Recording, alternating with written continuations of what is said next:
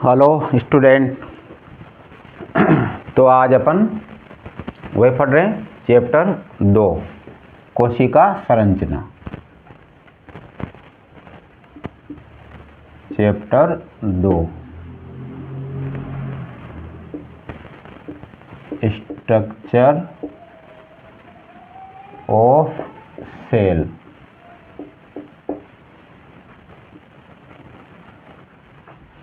इसमें अपन ने अभी तक जितनी भी जो संरचनाएं थी उनका अध्ययन किया।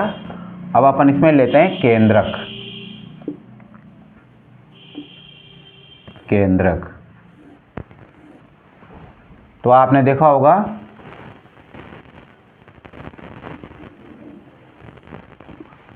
इसके पहले टॉपिक मैंने आपको क्लियर कर देता। ये दोहरी झिल्ली द्वारा परिबद्ध कोशिकांग है, नामांकन पूरा कर देता। इसमें रंध्र पाए जाते हैं। ये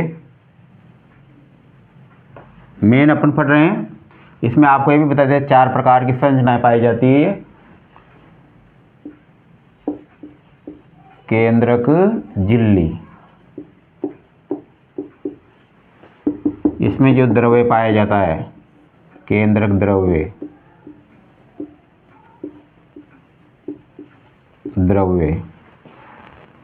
इसमें ये श्वेत धागों के समान संरचना पाई जाती है। कुंडलित क्रोमेटिन जालिका, टिन जालिका, और इसमें एक ठोस घना जो भाग रहता है ये गोलाकार, ये केंद्रिका कहलाती है। केंद्रिका तो ये सब अपन अध्ययन कर लेता। अब चलते अपन इस पे मेन जो आगे का जो टॉपिक बनेगा ना वो है क्रोमेटिन जालिका से। क्योंकि ये क्रोमेटिन जालिका टूट करके और क्या बनाती है, गुणसूत्र बनाती है। जब कोशिका विभाजन होता है तो कोशिका विभाजन के अंतर्गत इसका ये टूट जाती है छोटे टुकड़ों में। तो क्रोमेटिन जालिका टूट के क्या बनाती है, गुणसूत्र, क्रोमेटिन जालिका। ये टूट के क्या बनाती है, गुणसूत्र। गुणसूत्रों के बारे में मैंने आपको पहले समझा देता। गुणसूत्रों में जो गुणसूत्र होता है इसमें क्या पाया जाता है, डीएनए। क्या होता है, डीएनए। पूरा नाम होता है इसका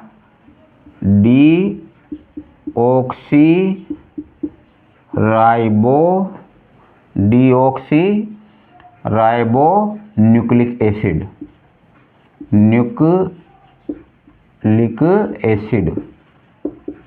ये यानी कि डीएनए। ये जो डीएनए एक प्रकार का क्या है, आनुवंशिक पदार्थ है। लेकिन इसके पहले क्या है, न्यूक्लिक अम्ल है। क्या है, न्यूक्लिक अम्ल। अब अपन जानते हैं न्यूक्लिक अम्ल क्या होते हैं। न्यूक्लिक अम्ल, इसका अर्थ होता है केंद्रकीय अम्ल।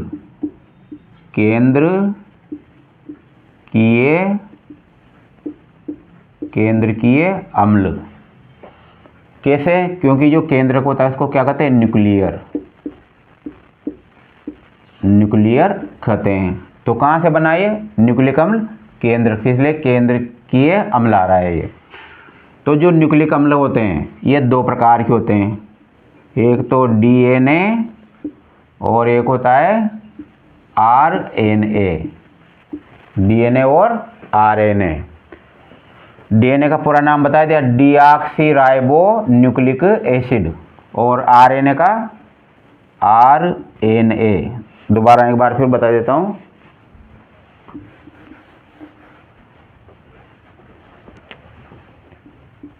डीएनए बराबर deoxy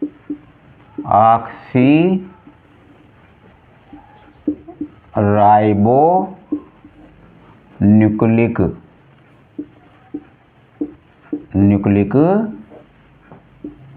acid, deoxy ribo nucleic acid, RNA बराबर ribo nucleic acid, ribo nucleic acid. तो ये दो प्रकार के जो दोनों है ना डीएनए आरएनए, ये क्या होते हैं? न्यूक्लिक अम्ल कहलाते हैं। अब दोनों को अपन समझते हैं कि डीएनए और आरएनए में अंतर क्या है। इन पे ज़्यादा गहनता से डीपली क्वेश्चन नहीं आते, फिर भी कुछ इस टाइप के बन जाते हैं। न्यूक्लिक अम्ल, जैसे दो प्रकार है न्यूक्लिक अम्लों के, एक तो डीएनए, एक आरएनए। इनमें क्या पाई जाती है? डी ऑक्सी राइबोज शर्करा पाई जाती है, डीऑक्सी राइबोज शर्करा पाई जाती है।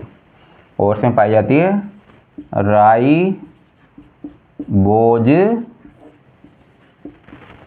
राइबोज शर्करा। तो इसमें तो डीऑक्सी और इसमें राइबोज शर्करा पाई जाती है। देखिए डीएनए जो होता है उसमें 4 नाइट्रोजनी क्षारक पाए जाते हैं। क्या पाए जाते हैं? नाइट्रोजनी क्षारक, नाइट्रोजनी क्षारक, 4 नाइट्रोजनी क्षारक, जिसका नाम है नंबर 1 में एडिनिन यानी कि ए। दूसरा होता है थाइमिन, थाइमिन यानी कि टी। तीसरा होता है साइटोसिन, साइटोसिन, इसका मतलब सी। और चौथा होता है गुआनिन, गुआनिन यानी जी। तो ये 4 प्रकार के नाइट्रोजनी क्षारक पाए जाते हैं किसके अंदर? डीएनए के अंदर। याद रखना पड़ेगा ये, adenine A, thymine T, cytosine C, guanine G से, यानी इनसे पहले अक्षर होते हैं इनसे प्रदर्शित करते हैं। अब देखिए इसमें और इसमें अंतर क्या है आखिर में? अंतर इसमें देखिए, इसमें भी 4 नाइट्रोजनी क्षारक पाए जाते हैं, लेकिन देखिए वही पहला एडिनिन, एडिनिन, तीसरा साइटोसिन, टोसिन, चौथा गुआनिन, गुआनिन। ये अब इसमें एक जो क्षारक होता है नाइट क्षारक, वह डीएनए से क्या है? भिन्न होता है। तो कौन सा होता है? वो होता है यूरेसिल, यूरेसिल। ये यानी 3 तो सेम है ऐसे कैसे डीएनए आरएनए में, लेकिन एक जो नाइट्रोजन क्षारक होता है ना, वो राइबोसोम जो शर्करा अर्थात आरएनए होता है, उसमें उसके स्थान पर क्या होता है? यूरेसिल होता है। किसके स्थान पर? थाइमिन के स्थान पर। इस प्रकार से 4 नाइट्रोजन क्षारक इसमें और 4 नाइट्रोजन क्षारक इसमें है। अब इन दोनों में अगर अंतर देखा जाए तो देखते हैं इसमें अंतर।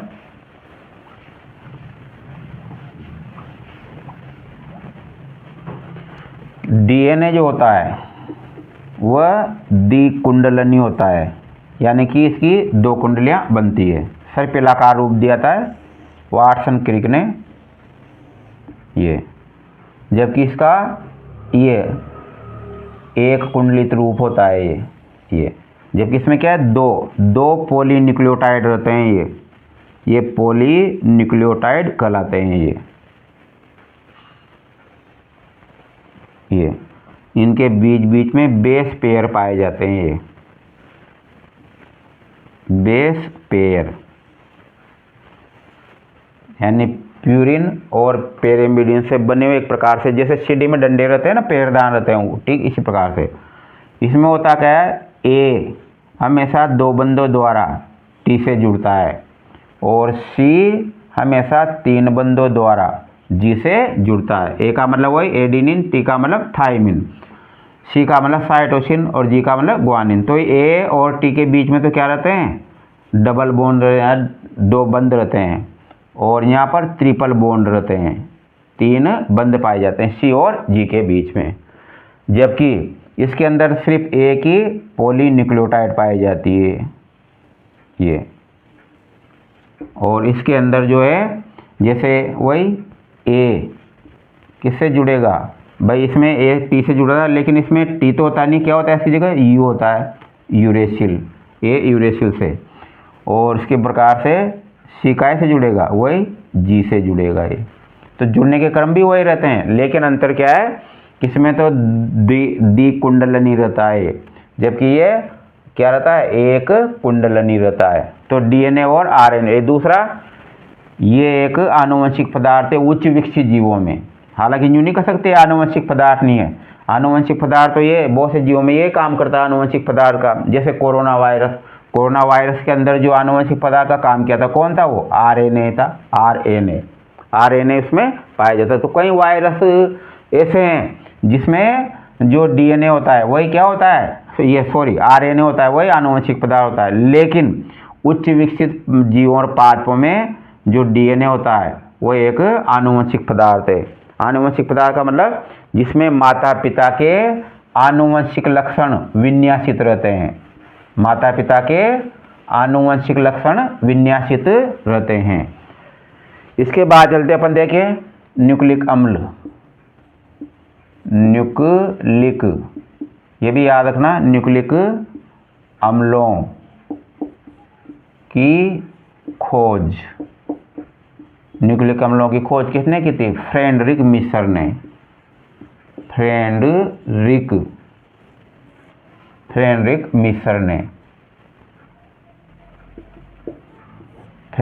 मिशर ने इसकी खोज की थी। उसी प्रकार से डीएनए का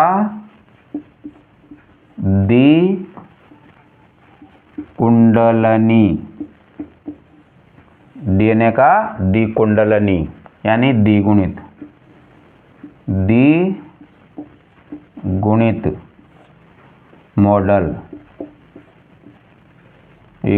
मॉडल, इसमें नाम आता है वाटसन एवं क्रिक,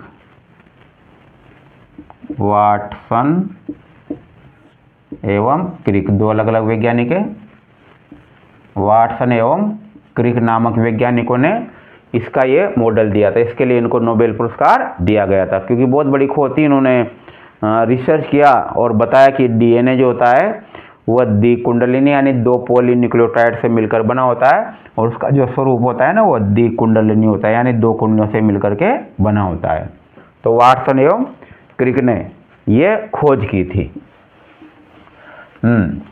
तो ये हो गया डीएनए। तो किस में पाया जाता है ये, गुणसूत्रों में, यानी गुणसूत्र जो होते हैं किससे मिलकर बने होते हैं, डीएनए से मिलकर के बने होते हैं।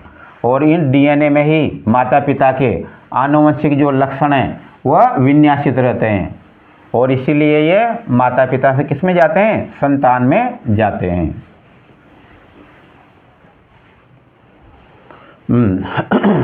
अब चलते अपन आगे, कोशिका के जो दूसरे संरचना है ना उसके अंतर्गत।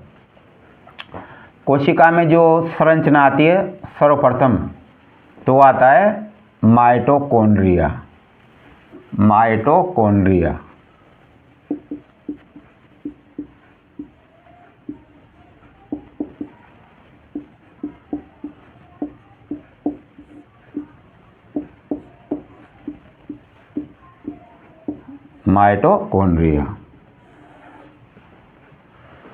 तो माइटोकॉन्ड्रिया कोशिका में कहाँ पर, देखिए वैसे कोशिका में कहीं भी पाया जा सकता है, एक कोशिका में 2 से 5,000 तक माइटोकॉन्ड्रिया हो सकते हैं।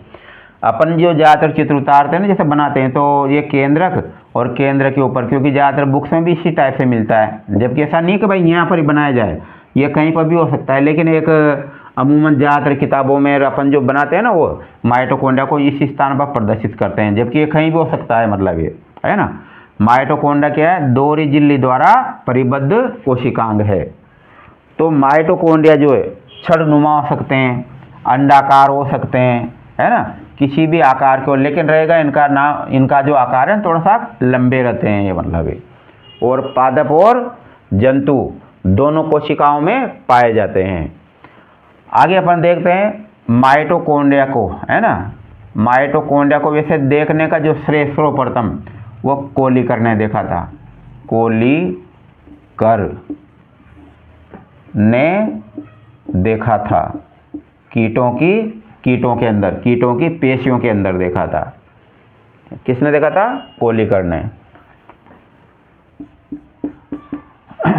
कोलिकर को ज़्यादा मान्यता नहीं मिली, लेकिन उसके बाद के जो वैज्ञानिक थे, कौन? अल्टमान, है ना, और इनको मान्यता मिली।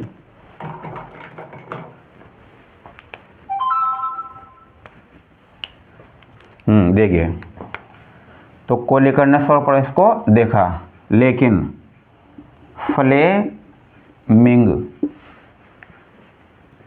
फ्लेमिंग और अल्टमान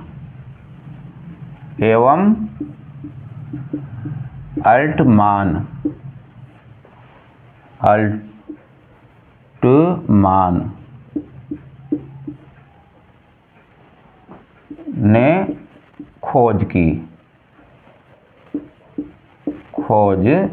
यानी खोज का जो श्रेय है ना, इसको किसको दिया जाता है? फ्लेमिंग एवं अल्टमान को दिया जाता है। और माइटोकॉन्ड्रिया का जो नामकरण वह सी-बेंडा ने किया था। सी-बेंडा। तो कोलिकर ने इसको सर्वप्रथम देखा, फ्लेमिंग एवं अल्टमान ने इसकी खोज की, यानी खोज का श्रेय दिया जाता है। नामकरण जो है सी-बेंडा ने, यानी सी-बेंडा ने इसका नामकरण माइटोकॉन्ड्रिया रखा है। देखिए अब माइटोकॉन्ड्रिया की अपन संरचना।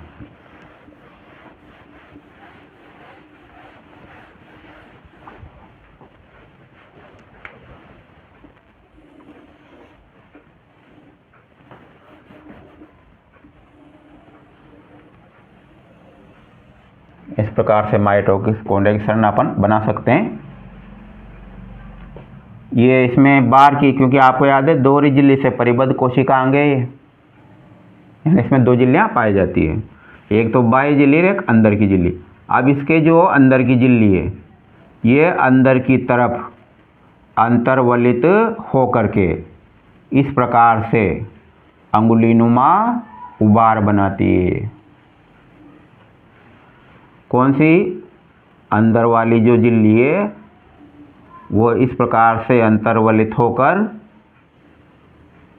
अंगुलीनुमा उबार बनाती है। ये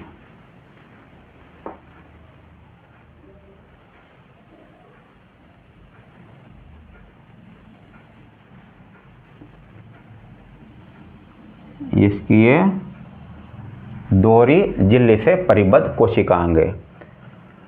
तो दो झिल्लियां होगी, ये बाह्य झिल्ली,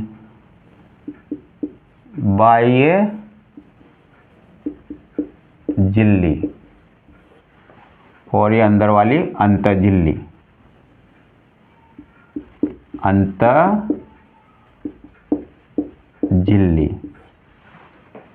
और ये दोनों के अवकाश के बीच में, जो दोनों झिल्लियों के बीच में अवकाश रहता है ना, उसको कहता है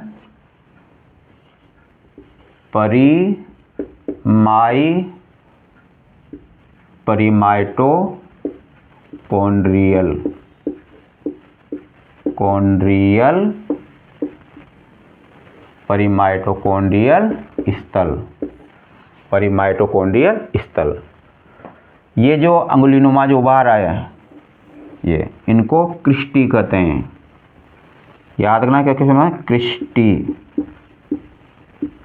माइटोकॉन्ड्रिया के अंदर जो अंगुलीनुमा उभार पाए जाते हैं उनको क्या कहते हैं? क्रिस्टी। ये जो क्रिस्टी हैं, इन पर इस प्रकार से वृंत युक्त संरचनाएं पाई जाती है। जैसे अगर इसको यूँ देखें ना बड़ा करके, तो ये जैसे क्रिस्टी थी, ये अंगुलीनुमा उभार, इस पर ये वृंत युक्त संरचनाएं पाई जाती है। जैसे प्रत्येक जो क्रिस्टीय असंख्य संख्या में क्या पाए जाते हैं, ये वाली संरचनाएं पाई जाती है, जिनको क्या कहते हैं, ऑक्सीसोम।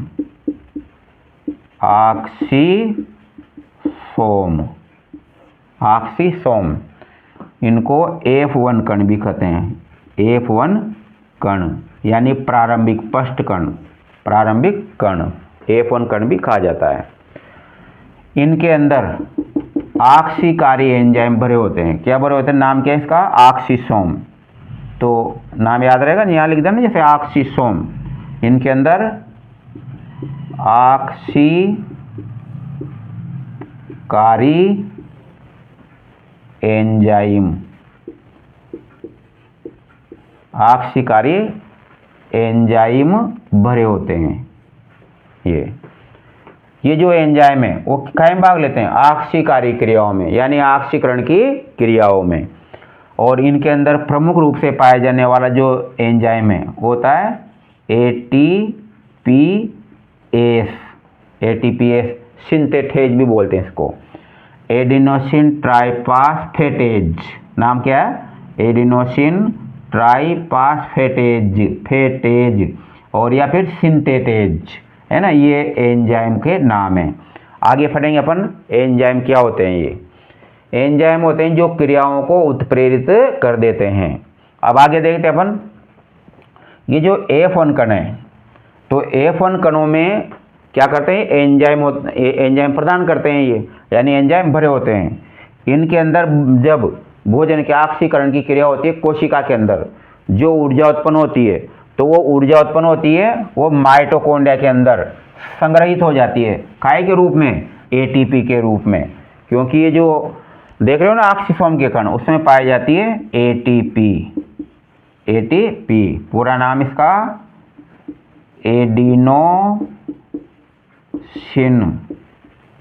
एडिनोसिन ट्राइफॉस्फेट,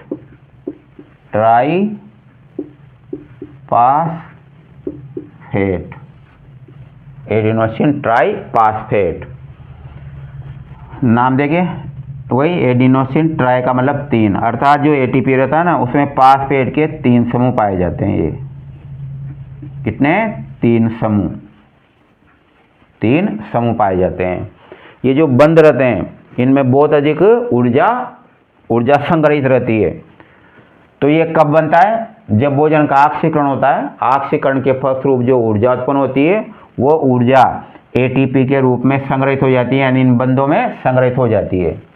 इसलिए इनको ऊर्जा बैंक भी कहते हैं। ATP बराबर ऊर्जा बैंक भी कहलाते हैं। जैसे अपने पास जब बहुत अधिक पैसा हो जाता है तो अपन उसको बैंक में जमा कर दें, ठीक उसी प्रकार से जब कोशिका के पास में बहुत अधिक ऊर्जा हो जाती है तो कोशिका उस ऊर्जा को माइटोकॉन्ड्रिया के अंदर ATP के रूप में क्या कर देती है, संग्रहित कर देती है, ताकि आवश्यकता पड़ने पर उस ऊर्जा का उपयोग किया जा सके। और ऊर्जा का उपयोग भी होता है जब शरीर में किसी, हालांकि ये क्रिया निरंतर चलती है। ATP बनती है, इससे ऊर्जा निकलती है, फिर ये दोबारा ATP बनती है, इससे दूसरा अणु बनता है। देखिए जब दोबारा समझ, ये ATP का अणु है, इसमें फास्फेट के 3 समूह। ये जब कोशिका को ऊर्जा की आवश्यकता होगी तो यहाँ से एक फास्फेट का जो बंध है ना समूह, फास्फेट, ये टूट जाएगा। ये यानी टूट करके क्या हो गया, ये अलग हो गया। जो ये टूटेगा तो बहुत अधिक ऊर्जा उत्पन्न होगी और उस ऊर्जा से कोशिका अपनी समस्त जैविक क्रियाएं पूरी कर लेगी। लेकिन याद रखिए, जो ही ये ATP इससे अलग हुआ यानी फास्फेट समूह, उसी समय ये ATP कायम बदल जाएगी ADP में, कायम बदल जाएगी ADP में। क्या नाम है, एडिनोसिन डाइफॉस्फेट। इसका तो होता है ATP यानी एडिनोसिन ट्राइफॉस्फेट, 3 फास्फेट थे, इसमें ADP अर्थात इसमें क्या है, 2 फास्फेट रह गए। क्यों, क्योंकि एक तो बाहर निकल गया ना, तो जो ही बाहर निकलता है उसी समय फिर ATP कायम बदल जाती है ADP में।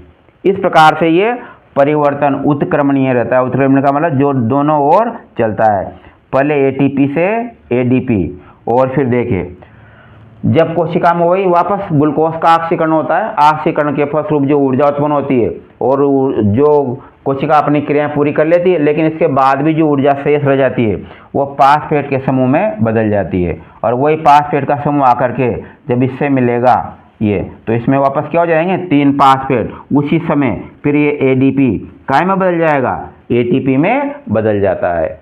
इस प्रकार से इसके अंदर ये क्रिया होती है।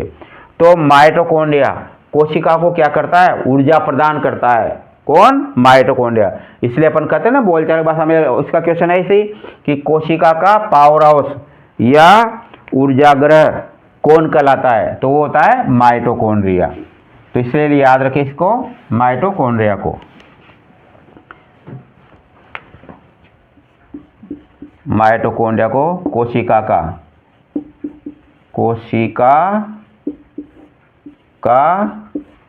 पावर हाउस यानी कि शक्ति ग्रह कहते हैं, शक्ति ग्रह कहा जाता है। किसको, माइटोकॉन्ड्रिया को। अब देख इसमें आगे, माइटोकॉन्ड्रिया के अंदर जो भरा होता है ना ये द्रव, एक प्रकार से द्रव भरा होता है ये किसके अंदर, माइटोकॉन्ड्रिया के अंदर की जो झिल्ली है ना, संपूर्ण माइटोकॉन्ड्रिया में ये द्रव भरा होता है ये। इस द्रव को क्या कहते हैं, इसको कहते हैं मैट्रिक्स। क्या कहते हैं, मैट्रिक्स। सामान्य भाषा में अधात्री भी कहते हैं, अधात्री। इसी जो मैट्रिक्स होता है इसमें क्या पाया जाता है, इसमें जो है डीएनए भी पाया जाता है। ये क्या पाया जाता है, डीएनए। यहां कहीं भी लिख सकते हैं, ये डीएनए भी पाया जाता है, डीएनए। अब सोच रहे भाई माइटोकॉन्ड्रिया में डीएनए क्या लेने आ गया आखिर में। डीएनए होता है जो इसको अर्धस्वायत्त प्रकृति प्रदान करता है, यानी जो नए माइटोकॉन्ड्रिया होते हैं वो पुराने वाले माइटोकॉन्ड्रिया से बनते हैं। किसके कारण, डीएनए। क्योंकि डीएनए के अंदर कौन सा गुण पाया जाता है, अनुलिपि एवं प्रतिकृति का, यानी अपने समान अणु बनाने का गुण पाया जाता है इसके अंदर। इसके अलावा देखिए इसमें इसके जो मैट्रिक्स होता है उसमें राइबोसोम के कण भी पाए जाते हैं। क्या पाए जाते हैं, राइबोसोम के कण। ये माइटोकॉन्ड्रिया के अंदर जो मैट्रिक्स होता है उसमें राइबोसोम के कण भी पाए जाते हैं। तो इस प्रकार से माइटोकॉन्ड्रिया की संरचना है। तो इसमें 2-3 चीज़ें, एक तो 2 झिल्ली से परिबद्ध कोशिकांग है। इसमें जो अंगुलीनुमा उभार है वो क्या कहलाते हैं, क्रिस्टी कहलाते हैं। लिखा था ना आपने, क्या कहलाते हैं, क्रिस्टी। और इस क्रिस्टी पर वृंतयुक्त संरचनाएं पाई जाती है, वृंतयुक्त संरचनाएं, जिनको क्या कहते हैं, ऑक्सीसोम कहते हैं इनको। और ये सारा समझाई दिया इसमें क्या होता है ना। अंदर ये मैट्रिक्स पाया जाता है जिसमें डीएनए पाया जाता है, जिसके कारण इसकी अर्धस्वायत्त प्रकृति पाई। अब अपन देखेंगे अर्धस्वायत्त प्रकृति। इसमें से बनने वाला क्वेश्चन तो देख लिया आपने, कोशिका का पावर हाउस कहलाता है। क्यों कहलाता है कोशिका का पावर हाउस, क्योंकि कोशिका के अंदर जितनी भी जैविक क्रियाएं होती है तो वह जैविक क्रियाएं जो होती है वो किसके कारण होती है, ऊर्जा के कारण। और ये जैविक क्रियाओं के लिए क्या करता है, कोशिका को ऊर्जा प्रदान करता है। जैसे आज विद्युत आती है अपने कहाँ से आती है, पावर हाउस से आती है। तो उसी प्रकार से कोशिका जो है ना ऊर्जा प्राप्त करती है तो माइटोकॉन्ड्रिया से प्राप्त करती है। इसलिए इसको क्या कहते हैं, कोशिका का पावर हाउस या शक्ति ग्रह कहते हैं। और इसमें एक चीज और देखना है,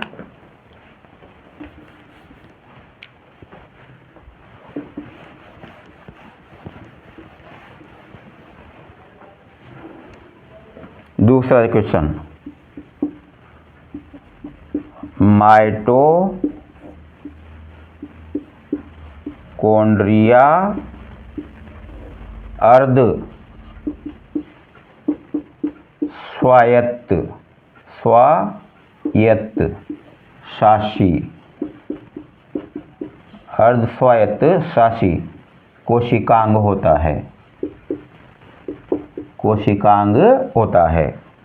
अर्ध स्वायत्त शासी कोशिकांग होता है। इसका मतलब है कि जो पुराने जो माइटोकॉन्ड्रिया होते हैं इन पुराने माइटोकॉन्ड्रिया से ही नए जो माइटोकॉन्ड्रिया बनते हैं, नए माइटोकॉन्ड्रिया जो बनेंगे, उस प्रकृति को क्या कहता है? अर्धस्वायत्त कोशिकांग। किसके कारण हुआ ऐसा संभव? डीएनए के कारण, क्योंकि माइटोकॉन्ड्रिया में डीएनए पाया जाता है। तो ये अपनी इस माइटोकॉन्ड्रिया की प्रतिलिपि तैयार कर देता है। और जो पुरानी जैसे आपको याद है ना, नई कोशिकाएं जो बनती है वो पुरानी कोशिकाओं से बनती है, ठीक उसी प्रकार से जो नए माइटोकॉन्ड्रिया बनते हैं पुराने वाले माइटोकॉन्ड्रिया से बनते हैं, इसलिए इसको अर्धस्वायत्त कोशिकांग कहते हैं। अब इसमें एक और देखिए, माइटोकॉन्ड्रिया में हालांकि वो शब्द फर्स्ट बार सुनोगे आप, क्रेब चक्र। अपन पढ़ रहे हैं एक तरह से माइटोकॉन्ड्रिया के कार्य। भाई माइटोकॉन्ड्रिया के क्या कार्य होते हैं? तो पहला तो कौन सा कार्य? ये कोशिका का पावर हाउस होता है, क्योंकि कोशिका को ऊर्जा प्रदान करता है। दूसरा, ये अर्ध स्वायत्त कोशिकांग है, यानी ये नए माइटोकॉन्ड्रिया को जन्म देता है। और इसमें एक क्रिया का नाम है क्रेब चक्र। क्रेब चक्र, क्रेब चक्र। हालांकि नाम ही होता है, मतलब ज़्यादा इसका डीपली नहीं आता आपके, लेकिन आप समझ में हो क्रेब चक्र होता क्या है। क्रेब चक्र एक प्रकार का श्वसन का प्रक्रम है। देखिए, श्वसन की जो प्रक्रिया है ना, वह 2 चरणों में पूर्ण होती है। कितने? 2 चरणों में।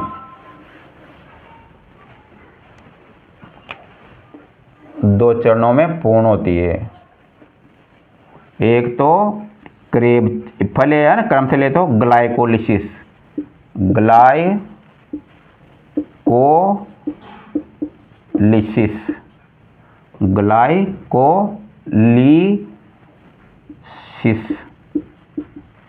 ग्लाइकोलिसिस।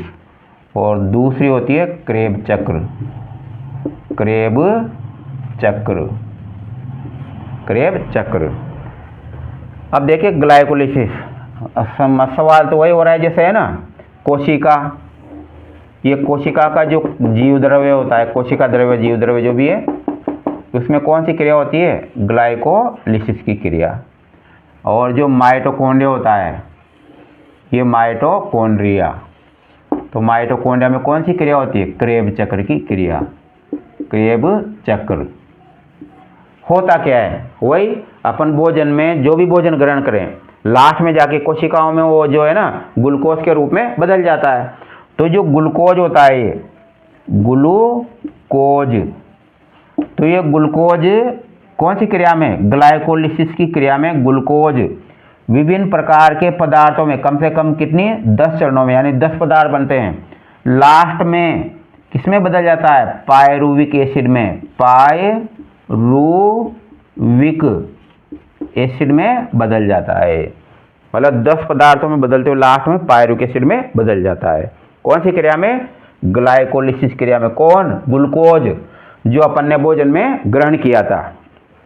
अब देखिए तो पायरुविक अम्ल यहाँ रहा जीव द्रव्य में। अब देखिए, यदि इस पायरुविक अम्ल को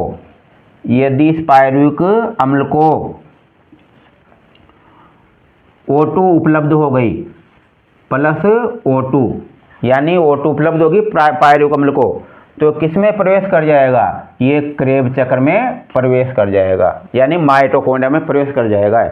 और माइटोकॉन्ड्रिया में कौन सी क्रिया होगी? कौन सी क्रिया होगी? क्रेब चक्र की क्रिया होगी। और यदि इसको O2 उपलब्ध नहीं या -O2, यानी उपलब्ध O2 है ना, उपलब्ध नहीं हुई, तो एक किण्वन में प्रवेश कर जाएगा। फर्मेंशन जिसको कहते हैं, किण्वन, फर्मेंशन कहते हैं इसको। यानी इसमें बिना ऑक्सीजन के पायरुविक अम्ल का ऑक्सीकरण होता है। और इसमें जब क्रेब चक्र में गया है ना माइटोकॉन्ड्रिया में, तो इसमें O2 की उपस्थिति में क्या होता है? पायरुविक अम्ल का ऑक्सीकरण होता है। अब देखिए अपन, तो पायरुविक अम्ल बना, तो क्रेब चक्र में होता क्या है? क्रेब चक्र में देखो वो यहाँ से चलाओ, पायरुविक एसिड, तो ये पायरुविक एसिड जो है किसके अंदर? क्रेब चक्र में, यानी कि माइटोकॉन्ड्रिया में। तो माइटोकॉन्ड्रिया में इसका चक्रीय है ना, मतलब परिसंचरण होता है। यूँ आगे बताएंगे इसका क्योंकि आपके बताने में तो मैं बता दूं पूरा का पूरा यहाँ, लेकिन ये फिर जटिल हो जाती है प्रक्रिया, जो आपकी जो सिलेबस की सीमा से बाहर निकल जाएगी ये। अभी तो इसका नाम ही है, इसका जो है ना नाम ग्लाइकोलिसिस का, इसका EMP पथ भी कहते हैं, जैसे EMP। आप साइंस का स्टूडेंट हो तो वो तो समझ में आ जाता है EMP पथ क्यों कहते हैं, क्योंकि इसकी खोज 3 वैज्ञानिकों ने की थी, जैसे एमडेन, मेयरहाफ और पारनास। अभी मैं तो जानकारी, लेकिन वो ज़्यादा बढ़ नहीं सकते हैं, फिर एक सीमा रेखा है। उसी प्रकार से क्रेब चक्र की खोज किसने की थी? हेंस क्रेब ने। ये तो याद रखना है, हेंस क्रेब नामक वैज्ञानिक ने इसकी खोज की थी, किसकी? क्रेब चक्र की, इसलिए इसको क्रेब चक्र नाम रखा इसका। क्रेब चक्र में होता क्या है? क्रेब चक्र में जो पायरुविक अम्ल है ना, वह विभिन्न प्रकार के पदार्थों में बदलता हुआ लास्ट में एक कार्बनिक पदार्थ बन जाता है। लास्ट में एक कार्बनिक पदार्थ बन जाता है, यानी एक चक्र के रूप में चलता है ये पूरा का पूरा। ये पूरा का पूरा एक चक्र के रूप में चलता है ये। तो इसमें विभिन्न प्रकार के पदार्थ का निर्माण होता है। तो ये क्रेब चक्र की क्रिया आती है। बाकी कल पढ़ेंगे फिर अब।